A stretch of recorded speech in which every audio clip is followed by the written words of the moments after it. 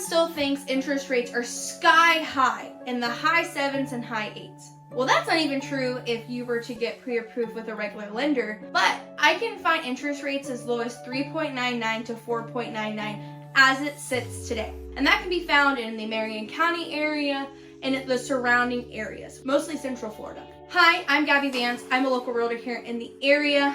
I'm with the Gavon Group at Charles Rutenberg Realty, and I specialize in assisting first-time home buyers and those that are looking to purchase their new home, figure out what the right option is for them and their family. So today I'm really going to be discussing how does that 3.99 to 4.99 work? How do you qualify for it? What communities it applies to? And discuss who this might not be a right option for. So first off, let's start with what actually is that 3.99 interest rate. That 3.99 interest rate comes from the builder buying down the rate. Big builders, we know them all, they have the ability, because they own mortgage companies, to buy down the rate exponentially more than that small builder in town. So that's really what all they're doing, is purchasing the rate down for you, so that way you're able to qualify for more to purchase their home. That leads me into who qualifies. So for this type of loan, usually it has to do with FHA loans, which typically you have to put 3.5% down. Now they will give you closing costs, that's usually 10 to 20 grand. Sometimes it's even $25,000, which will pay for all of your closing costs, and also you might have a little bit left over to buy down your rate further,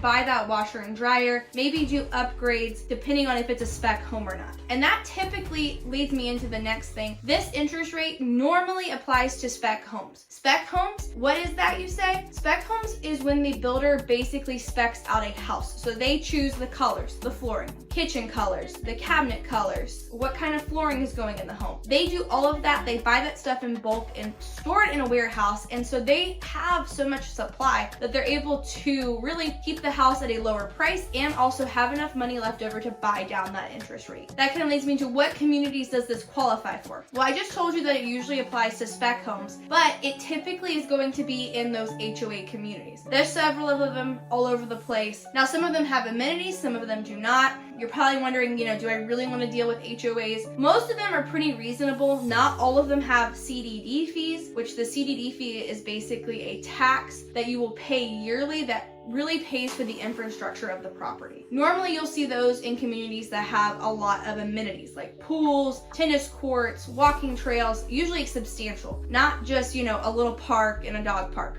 No, I'm talking like a lot of amenities. Those places typically will have those CDD fees. So again, to places that are going to qualify for this are going to be those HOA communities, usually on those smaller lots. Sometimes I can find premier lots or communities that have larger lot spaces, but again, that's not always the case and not really the reality of the majority of these types of communities. Let's talk a little bit about who should and shouldn't do this. If you're a first-time home buyer looking to purchase your first home, you don't have a lot of money, and you really can't afford that really big payment every month, these communities, this option could be super solid for you and really just give you a chance to purchase your own home, not have to bring that much money to the table in reality, and also get something that's new. Because a lot of times I find first-time home buyers end up having to buy homes that nobody else wants, with older roofs, older ACs, older flooring, and older appliances.